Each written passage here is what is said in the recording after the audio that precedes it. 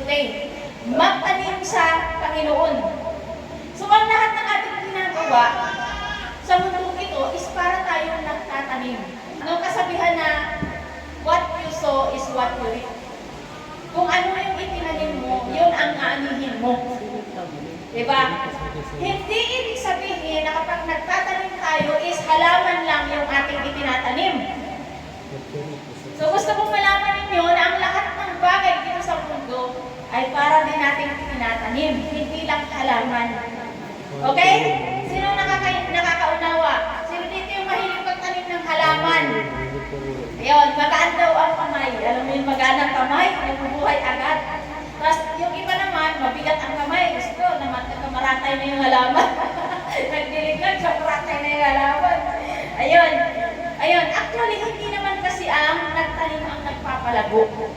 Sa totoo lang, hindi naman yung nagtanim ang nagpapalago nun. Nagdidilig lang tayo, pero hindi tayo ang nagpapalago. Nagtanim lang tayo, pero hindi tayo nagpapalago. Sino nagpapalago? Ang Panginoon. Alam mo ba yung mga genes ng halaman para lumago yun? Hindi natin yung alam, wala tayong alam kung. Diba? Ang Panginoon ang nag-nourish doon sa halaman para lumago at mamunga. Diba? So, ganun. So, hindi ang tao ang nagpapalago, kundi ang Panginoon. So, ang ating ginagawa ay inialagaan lang natin sa dilig at abono ang pananim. Pero ang Diyos pa rin ang nagproproseso ng lahat. Siya ang nagpapabunga ng ating itinanim. Amin po ba? So, alam niyo ba na sa buhay na ito, hindi lang halaman ang ating itinatanim. Okay? So, ang mabubuti at ang masasamang bagay na ating ginagawa ay pagtatanim din. Pagtatanim din yung ating mga ginagawa. Halimbawa, nagtanim ka ng mabuti, gumawa ka ng mabuti, pagtatanim yun. Gumawa ka ng masama, pagtatanim yun. So, nagigets niyo pa ako? Pag gumawa ka ng mabuti, pagtatanim yun. Isang mabuti na tinanim mo, aani ka ba ng isa lang na mabuti? Hindi na. Kasi mamumunga na yun. Pag nagtanim ka ng isang mabuti, bubunga na yun ng maraming kabutihan. What if lagi ka na lang nagtatanim ng maraming mabuti? Diba? So, ang dami-dami mo, mabubuting umaaani. So, kung masama naman ang tinanim mo, ganun din. Isang masama lang ang ginawa mo, nagsinungaling ka lang, lumaki na yung kasinungalingan yun. Kasamaan, ang dami mo nang aanihin. Kasamaan. Kasi halimbawa, nagsinungaling ka tayo na ganito, lumawak yung kasinungalingan na yun, nagkapulang mong barangay. Lumaki yung isa mong kasinungalingan, isang kasamaan, namunga ng napakaraming kasamaan. Diba? Maraming kamalasan. So, ganun din ang buhay natin dito sa mundo, hindi lang ang halaman ang ating itinatanim, kundi maging ang ating mga gawa. Yan ay pagtatanim. Amen? So, ang ating passage for today is matatagpuan sa 2 Corinthians chapter 9, verse 6 to 11. So, doon natin mababasa ang ating passage for today. Tandaan niyo ito.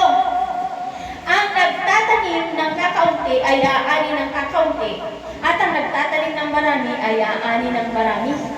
O diba? Ang nagtatanim ng kakaunti ay aani ng kakaunti, at ang nagtatanim naman ng marami ay aani ng marami. Yan nga, sabi ko, kung ang itanim mo ay isang butil ng kabutihan, aani ka naman ng hindi na isang butil, marami na. Paano kung mas marami pa yung tinanim mo? Mas maraming butil yung aanihin mo. Kasi mamumunga yun eh. Mamumunga yung mga mabubuti mong gawa. Sabi sa verse 7, ang bawat isa ay dapat magbigay. Pagbibigay pala ay pagtatanim din. Ang bawat isa ay dapat magbigay ayon sa sariling pasya, maluwag sa loob at hindi napipilitan lamang, sapagkat iniibig ng Diyos ang pusang nagbibigay ng may kagalakan. Amen? Ang pagbibigay pala sa gawain ng Panginoon ay isang uri ng pagtatanim.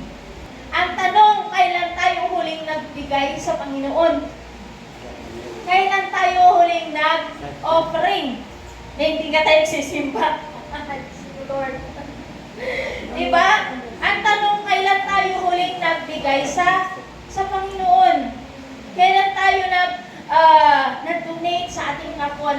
nangangailangan. Kailan tayo huling nagbigay sa ating kapwa, alang-alang sa Panginoon? Yung hindi pakitang tao, yung talagang gagawin mo lang kasi mabuti ka at gusto mo na mapasaya ang Diyos. Alam mo yung pag magbibigay ka sa kapwa, hindi naman para sa Kanya talaga. Kasi kung para lang, kung yung kapwa mo lang ang titingnan mo, ayaw mo magbigay. So, siyempre, wala rin ako eh. Diba si Diyos pa niya himin? Di ba sasabihin mo, nasabihin, bakit ganyan mo? Ba't yung kung parang hirap ko magbigay? Pero pag alam mo na magbibigay ka dahil gusto mo mapasaya ang Panginoon, madaling magbigay, madaling pumunot. Alam mo yun? Kapag kasi Kristo ang dahilan. Amen? Kapag kasi Kristo ang Panginoon, ang pundasyon ng iyong pagbibigay, hindi ka magiging madamot. Pero pag sarili mo lang, isipin mo, ba't ko pa ibibigay sa Kanya, wala rin kami. Diba?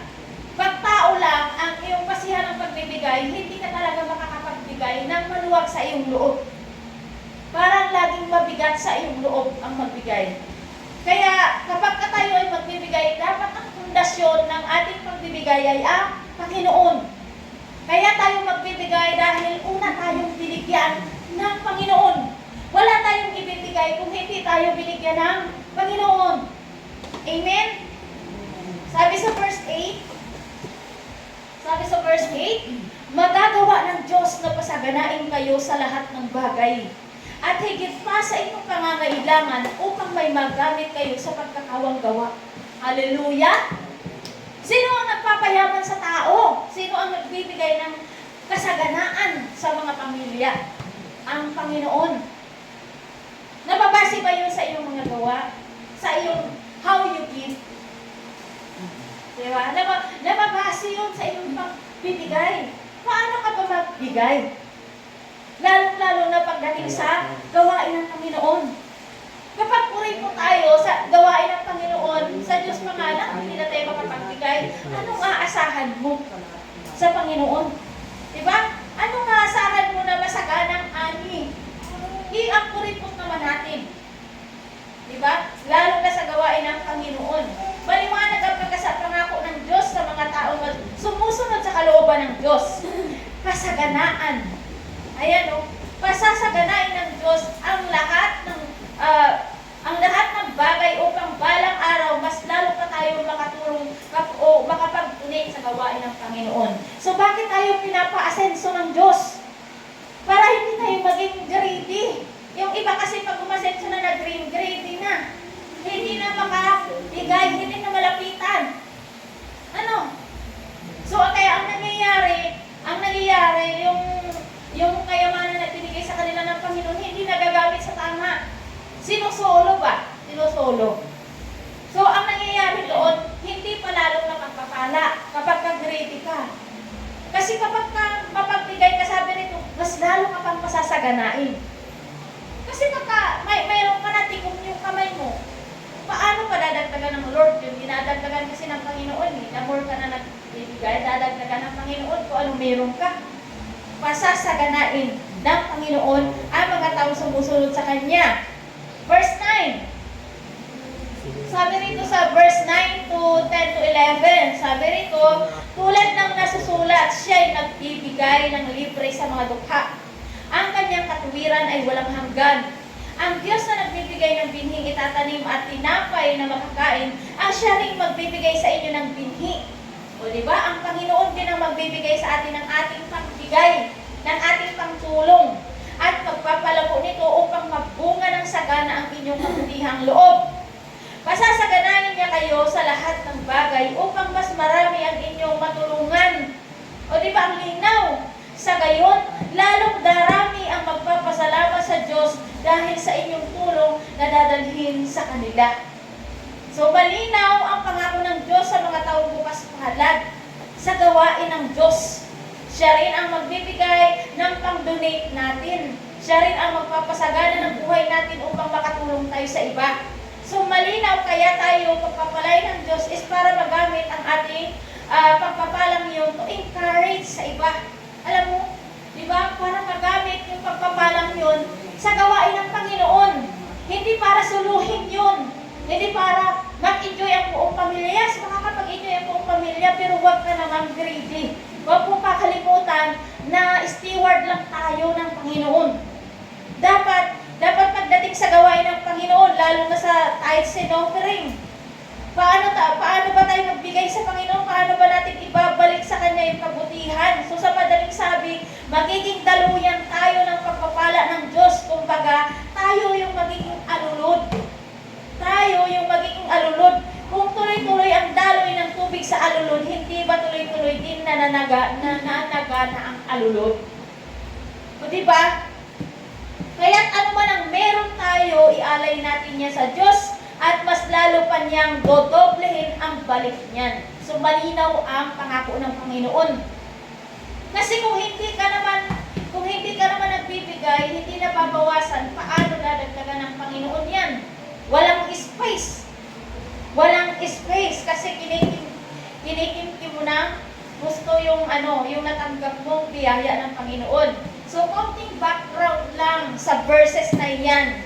Ito yung time na nangungulikta ng tulong si San Pablo, si Apostle Paul. Nangungulikta siya ng tulong or ng ayuda para sa naghihirap ng mga kapatiran or mananampalatayang Hudyo doon sa Jerusalem.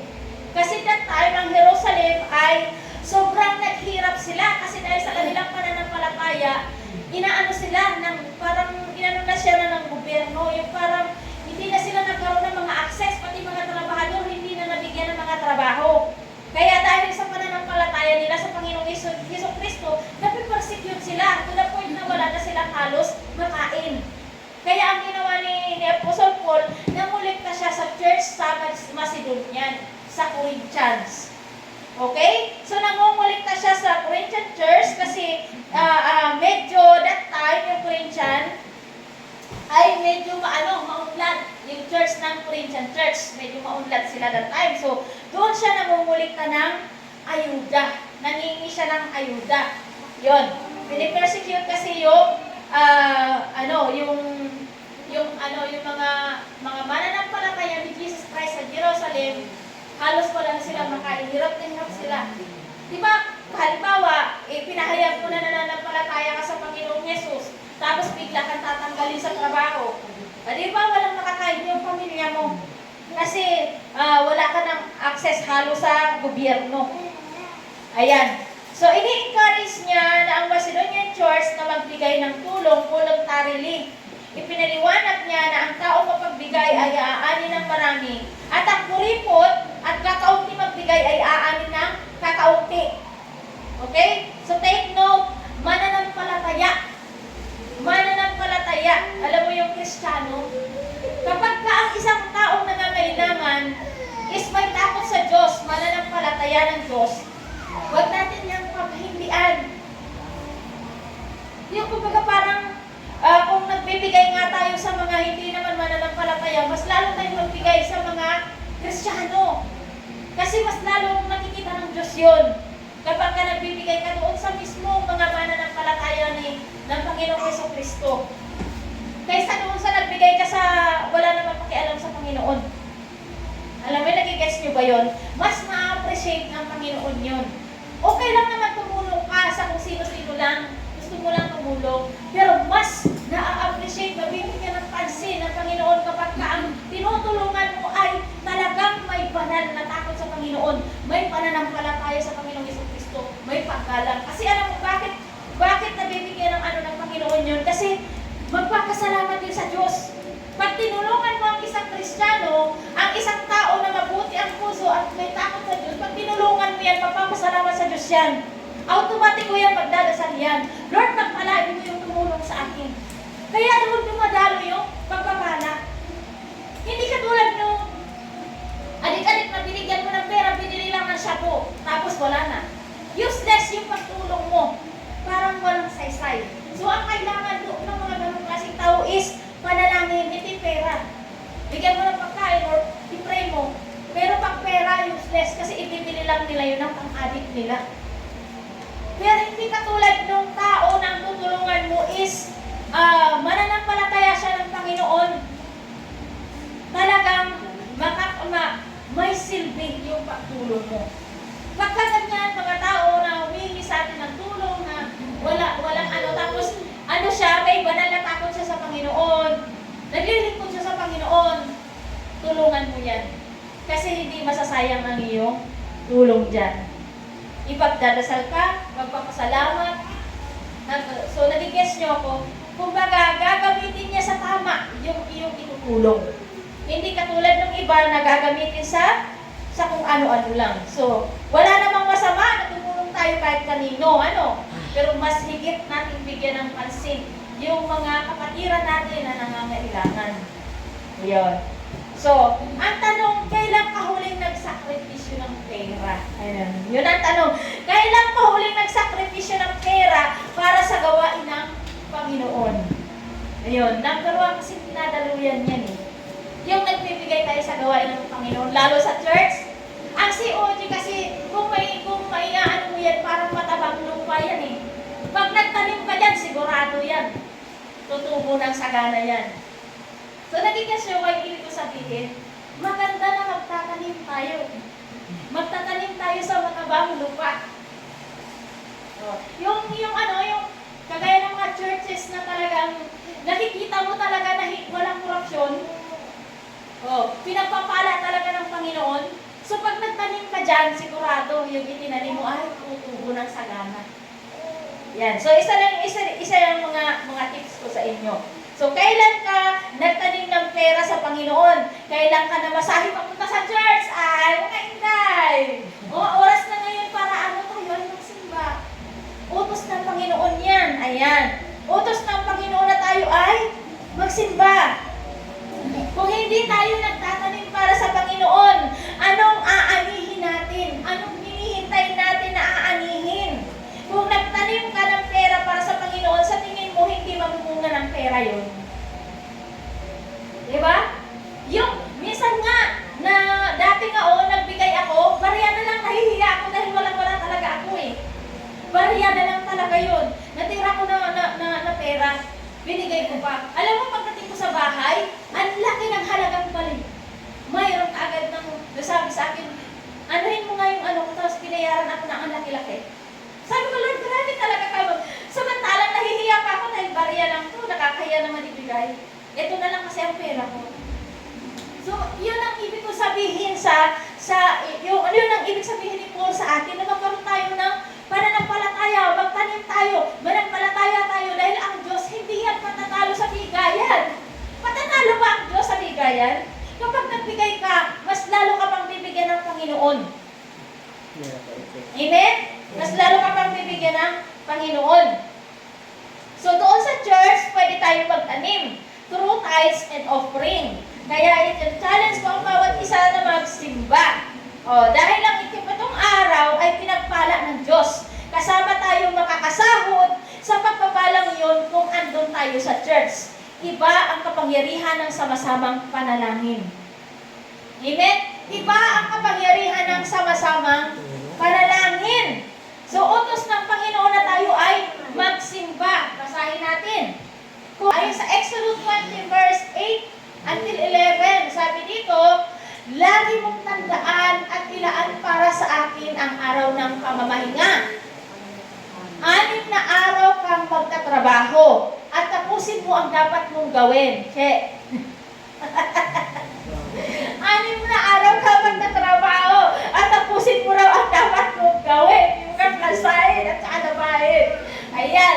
So, balik, ang ikapitong araw ay para kay Yahweh na iyong Diyos. Ito ay araw ng pamamahinga. Sa araw na ito'y huwag magtatrabaho ang sino man sa inyo. Kayo at inyong mga anak, mga aliping lalaki o babae, ang inyong mga alagang hayop, pati alagang hayop, hindi magtatrabaho, ni ang mga dayuhang nakikipamayan sa inyo. 6 na araw kong nilikha ang langit at ang lupa, ang mga dagat at ang lahat ng mga nasa ito. Ngunit namahinga ako sa ikapitong araw, kaya ito'y aking pinagpala at inilaan para sa akin. Amen? Hallelujah! Pinagpala pala ng Panginoon ang ikapitong araw. Ngayon, kung wala tayo sa ikapitong araw na yun, paano tayo makakasahod ng pagpapala na yan? Diba? Dapat nandun din tayo para makasahod din tayo. Hindi tayo makakasahod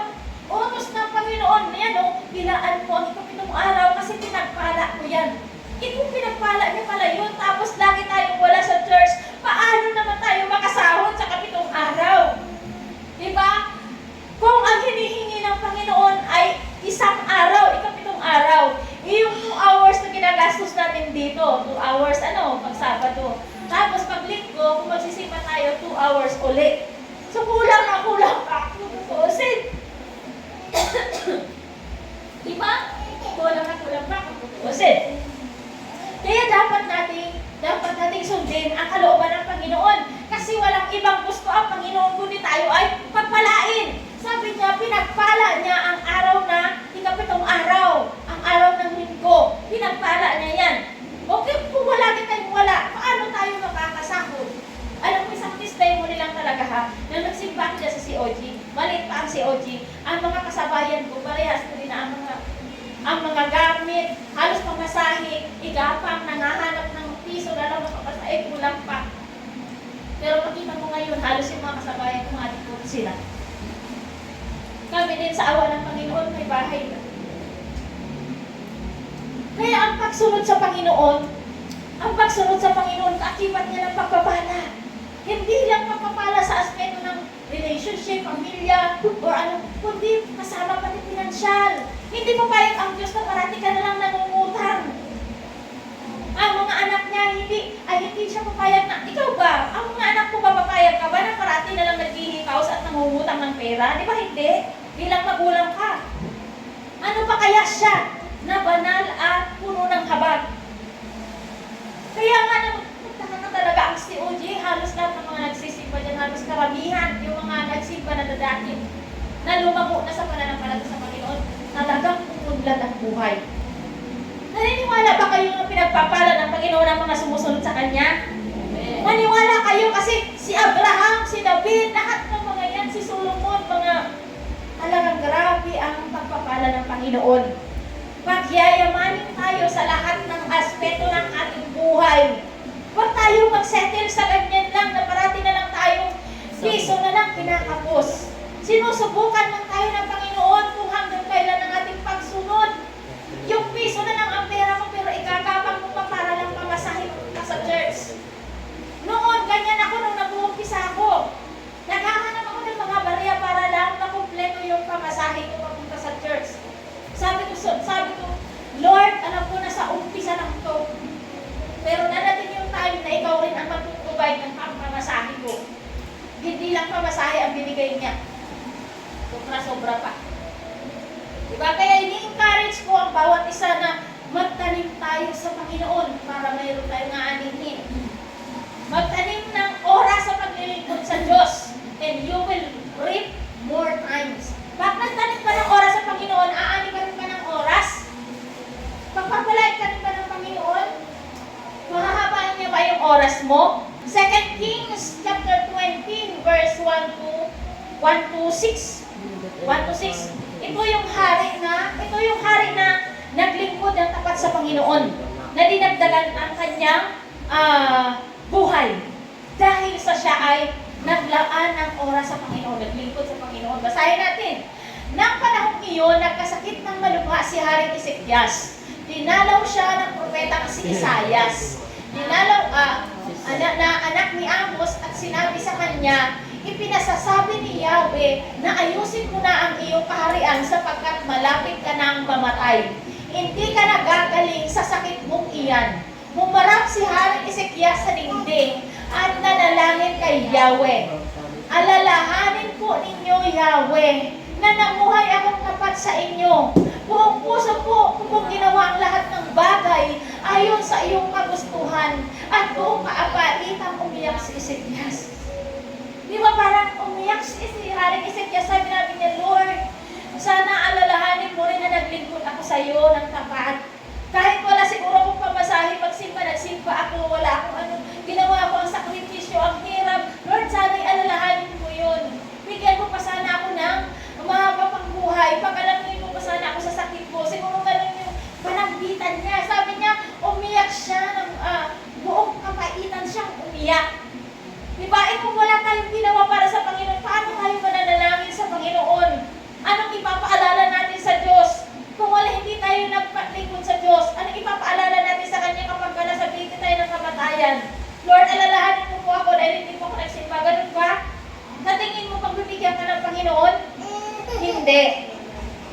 Ano ang sabi dito sa kasunod?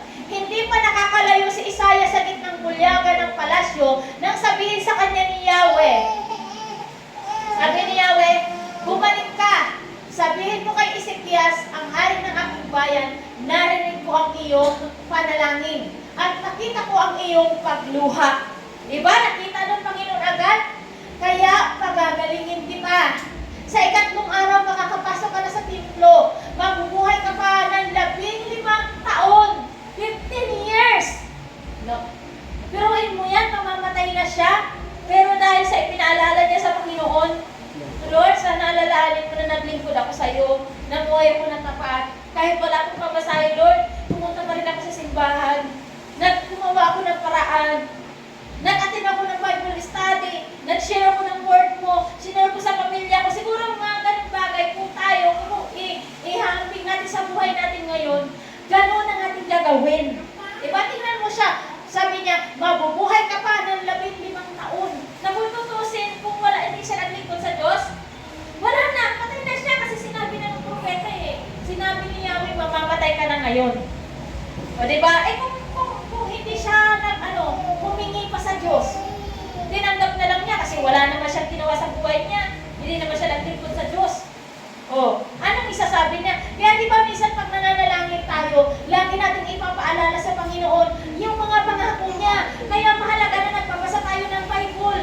Kasi nakasulat dun sa Bible kung ano yung mga pangako ng Diyos. Lord, sabi mo, Lord, pangako mo na pagpapalain mo kami, ganyan, in Jeremiah 29:11, for I know the plans I have for you, ganun-ganun. Ipapaalala natin yun sa Panginoon kapag nagdadasal tayo. Kasi napaka-epektibo nun. Narinig ka agad ng Panginoon yung panalangin natin kapag nakabase sa salita niya. Kasi salita niya yan eh. Katawan niya yan eh. Kung puro lang tayo nagdasal o nakaalala niya sa puso natin pero wala man tayong naaalarang pangako ng Diyos. Katulad ni Ezekias, mayroon siyang pinaalala sa Panginoon, Lord, alalahanin ko sana na naglingkod ako sa iyo. O di ba, ang haba pa nang ibinigay sa kanya, 15 years? O, kung tutusin, siguro hinihingi niya kahit 3 taon lang sana, Lord, dagdagan mo pa ako, di ba? Siguro hinihingi niya, pero di ba, ang haba pa nang binigay sa kanya, di ba? Tapos, ano pa ginawa sa kanya? Hindi lamang iyan. Ililigtas pa kita at ang lungsod na ito sa kamay ng hari ng Assyria. Ipagtatanggol ko ang lungsod na ito alang-alang sa aking karangalan at sa aking pangako kay David na aking lingkod. Tingnan mo, naalala niya lahat ng mga ng Panginoon.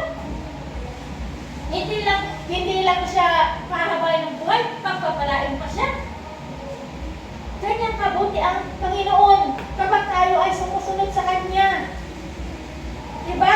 Kapag tayo ay sumusunod sa Panginoon, hindi lang yung hinihiling natin ang ibinibigay. Minsan magsasabi tayo, hindi ko naman ito pinanalangin, pero bakit binigyan pa rin ako ng Panginoon?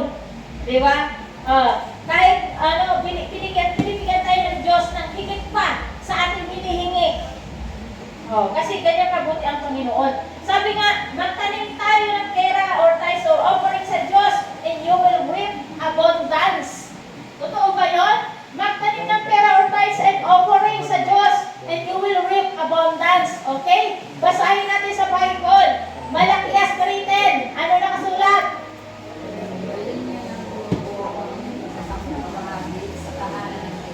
Upang matuluyan ang pangangailangan sa aking tahanan. Subuhin niyo ang mga bagay na ito.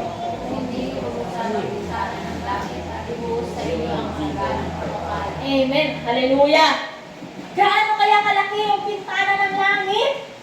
Magkasya pa kaya sa bahay natin yung pagpapalang yun ng Diyos? Grabe, di ba? Marami ang nakakatupad dyan. Natutulang, minsan lang kung makatupad dyan sa 10%. Hindi naman magagalit ang Diyos kung hindi ka makaabot sa 10% kung wala ka talagang pera. Pero nga lang, mamimiss mo yung pangako na nakasulat dyan.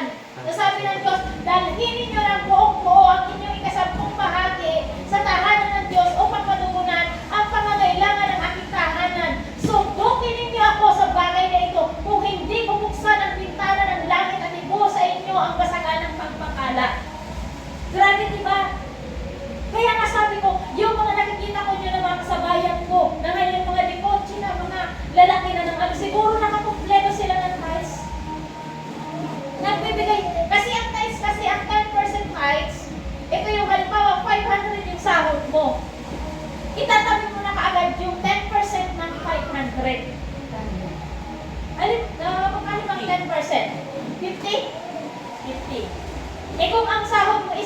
1,000.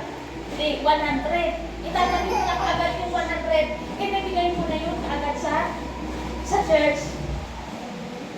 Oh, hindi naman yan talagang mandatory. Yun nga lang, hindi naman magagalit ang Diyos na kung hindi ka makabigay. Kasi sabi naman ng Panginoon, magbigay ng naaayon sa iyong kalooban. Pero ang problema nga lang, kung gusto mo na talagang makuha yung pangako niya dyan, kasi sa buong Bible, dyan lang siya naghamon, dyan lang ang Diyos.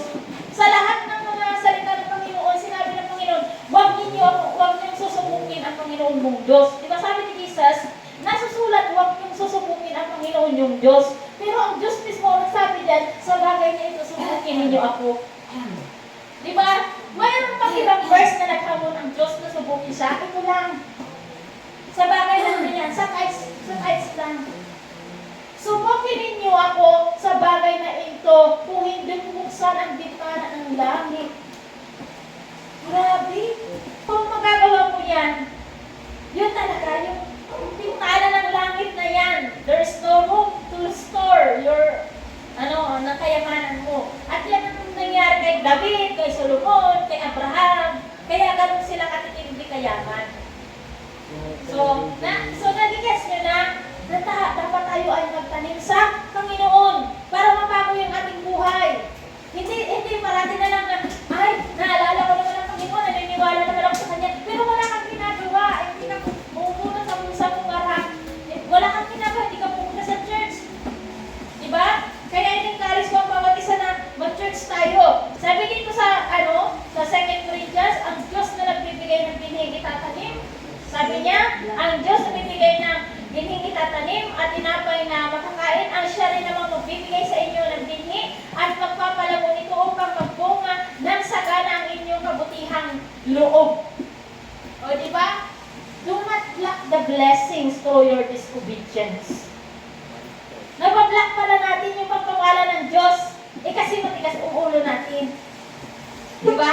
Magtanim ng talento sa Diyos and you will reap extraordinary gifts. O, may talents ka. Marunong ka kumanta, marunong ka mag-gitara, marunong ka ialay mo yan sa Panginoon. O, mas lalo pa niya yung pagyayabungin at palalaguin. So, inuutos ng Diyos na pupunta tayo sa church. Ayun, para makasahod tayo ng pagpapalang yun. Gusto niyo ba yun? Gusto niyo yun? Ako rin, gusto ko rin yun. Kaya nga ako nagsikap na kahit walang pamasahin talaga pumunta ako sa church. Hirap talaga, naalala ko, hirap talaga ako nun sa pamasahe. As in talaga. Oo. Hirap talaga ako nun, pero ginagapak ko talaga para lang makapunta sa church. Yan, example ko na lang. Pinupomba.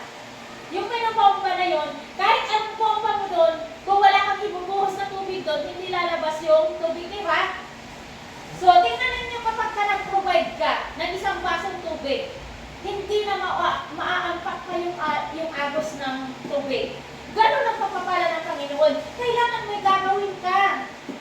Kailangan mag-provide ka ng pang-ano mo, pagpamasahe mo, or pang-ano mo, para lang makadaloy sa'yo yung biyaya ng Diyos. Isang baso lang naman eh. Pero pag natusan mo yun, di ba? Wala nang tigil yung kakadaloy ng tubig sa puso.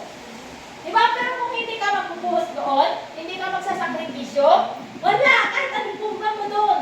Kaya kahit anong pamumuhay natin, kahit anong sikap natin, di ba? Ang bagal, ang tumal ng pag-unlad. Ang tumal ng pera. Paano hindi tayo na bibigay? Bakit matumal? Kasi matumal din tayo. Oh. Nagigets mo ba ng bawat isa? Matumal din kasi tayo. Gayon din sa pag-uumpisa natin, mahirap, di ba? Mahirap, walang pamasahe, papunta sa church, laban lang, magagawa naman niya ng paraan. Ano? O sabi nga dito, di ba? Ano sabi pangako ng Diyos? Jeremiah 29:11, For I know the plans I have for you, declares the Lord, plans to prosper you. Ano ang gusto ng Diyos? Yumaman kayo, mapagpaala, umasenso ang buhay natin. Plans to prosper you and not to harm you. Plans to give you hope in the future. Pero yung pangako na niya ng Diyos na napakaganda, meron niyang requirements na dapat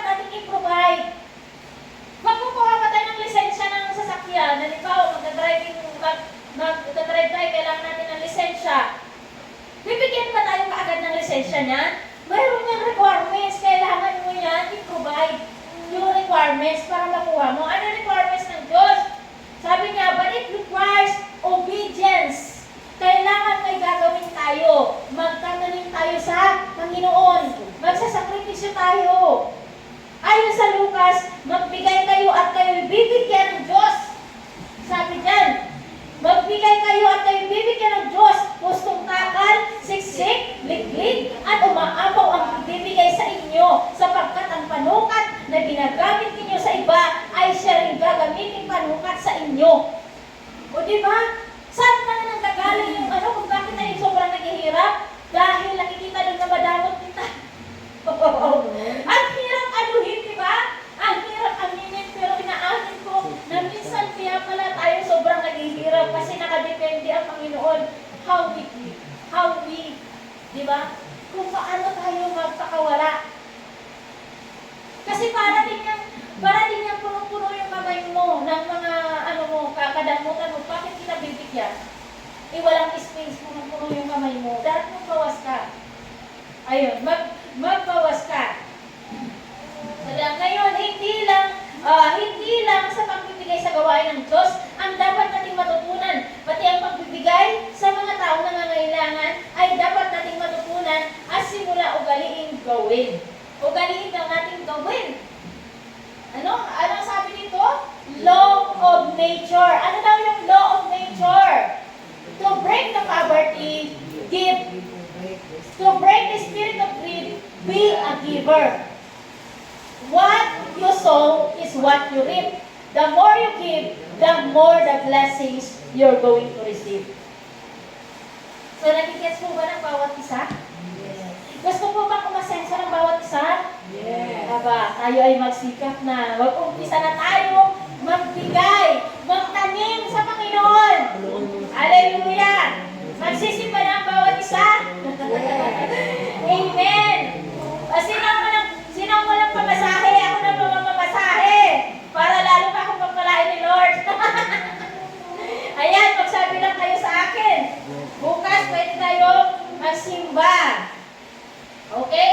Yung mga gamit natin, sabi dito, yung mga lumang gamit natin na hindi na ginagamit, ipamigay natin sa mga naghihirap. Matuturaw tayo mag-donate. Sabi niya, kung tambak naman ang mga gamit natin, hindi natin ginagamit, i-donate natin sa mga naghihirap. Amen po ba yun? Sabi kasi dito, doon sa mga probinsya, yung mga hindi may mga kamag-anak kayo na nasa probinsya, di ba? Kasi ako nagbibigay sa probinsya. Kasi pag dito dito naman kasi sa syudad, minsan nakapintasan pa yung mga damit ko. Baka sabihin ay mga naman itong damit niya, ganun. Pero pag doon sa probinsya kasi, masaya sila kasi sobrang luma na yung damit mo. Sobrang luma na yung mga sapatos mo, yung Kami ninuno, lagi kami hindi kami nag-i-stock ng Napansin ninyo yung mga sumasamba sa Buday, sa Hong Kong, sa Chinese, nagpapalit sila kaagad. Ano mo yung mga pinipenta mga nila dito? Tinatapon nila kaagad? Oo, kasi totoo yung feed na yun. Kailangan kasi magtanggal ng mga luma na. Kasi mabigat sa buhay yun. Mabagal ang pag-asenso mo, pag-usad mo. Oo, ibigay niyo sa mga nangangailangan sa probinsya. Ano po yun? Grabe makikita niyo yung kaibahan kapag ginawa niyo yan. Kapag ginawa niyo yan, may marami pang iba na pwede tayo ibigay natin. Sa mga bibigay. Dito sa sa barangay. Oo, pwede rin sa barangay. I-ano nyo na yan. Kasi, may mga bahas na kasunod. oo, mabagal ang Linis pag-usad. na dito eh. Kapag tambak kayo niyan, mabagal. Ako na nagsasabi, mabagal ang ating pag-ano. Kasi yun, okay tapos ibigay mo sa nangangailangan. Buhay nila yun. Hindi mo alam kung paano sila kasaya na nakuha nila yun. Kaya di ba minsan yung iba, may namatay silang kamag-anak, pati yung mata dinulunit niya. Nagigets niyo ba? Mata nila dinulunit. Hindi na sila nag-iisip pa na bakit patay na nga, pa. Hindi, mas pinahahalagaan nila yung buhay na manginginabang. Sa spiritual, yung mga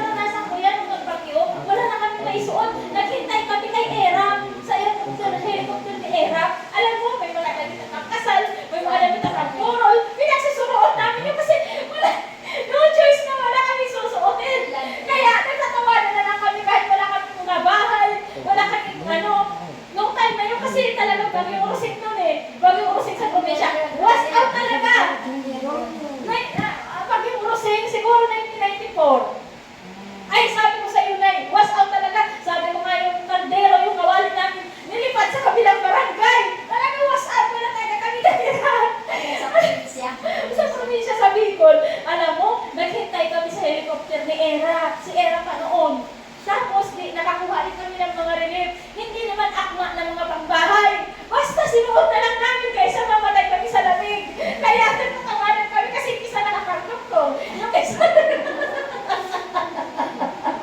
yung isa naman may pangkasal. Yung isa basta kahit ano na dyan, basta magkasya sa'yo, huwag ka lang mamatay sa lamig. O, di ba? So, nakikita nyo ba na doon sa bagay na yun, nakasurvive kami? Di ba? Eh, kung walang nagbigay, paano na kami? O, kaya yun ang sinasabi na yung buhay mo, magiging buhay rin ng iba. Magtutugtong ka ng buhay ng iba. Yun. Para dumaloy sa'yo ang pagmamala ng Diyos. So kung tayo ay magbibigay, papayag ba ang Diyos na hindi niya ibalik yun? Hindi papayag ang Diyos. Hindi papayag ang Diyos na talunin mo siya sa bigayan. Mas maano ang Diyos magbigay. Mas marami siya magbigay. Di ba marami ka magbigay? Nasabi ni Lord, mas marami ako magbigay kaysa sa'yo. Kaya babalik na sa'yo yung, kaya nasusulat ito, siksik, liglig at umaapaw na biyaya. So, patayin natin yung greed, yung poverty. Patayin natin yan through giving. Okay? Ayon dito sa salita ng Panginoon, Proverbs 11, verse 25, the generous will prosper. Those who refresh others will themselves be refreshed. O, di ba? Di ba? Tumpak na tumpak ang sinasabi ng salita ng Panginoon sa Bible.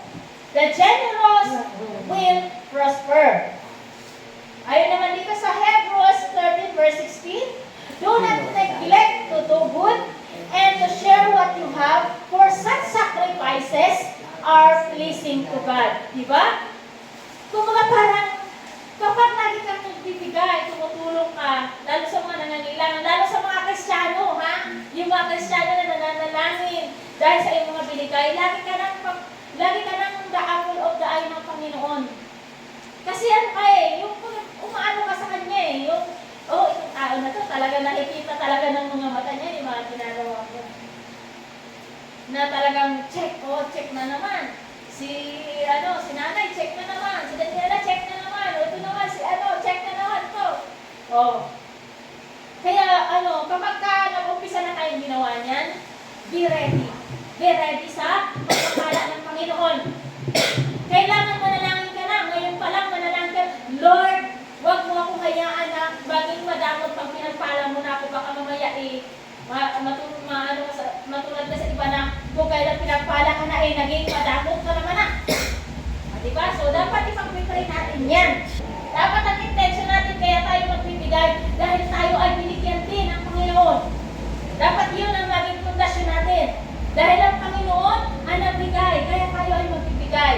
Huwag natin gawing intention, pundasyon ng ating pagbibigay. Ay, magbibigay ako kasi alam ko naman na pagpapalain ako ng Lord sa pagbibigay ko. Hindi na genuine. Hindi na genuine yung ating pagbibigay. Dapat yung pundasyon ng ating pagbibigay dahil ang Panginoon ang unang nagbigay sa atin. Wala naman tayong ibang pag-aari, kundi pag-aari rin ng Panginoon. So, isi-share natin yun alang-alang sa Panginoon. Okay? Sabi nito sa Kawikaan 11:24, ang taong mapagbigay ay lalong yumayaman, ngunit naghihirap ang taong tikom ang kamay. Amen? So, wag natin ugaliin yung pagiging tikom ang kamay. Actually, ako rin yan. Ako rin yan yung dati. Kaya sobrang hirap ng aming buhay.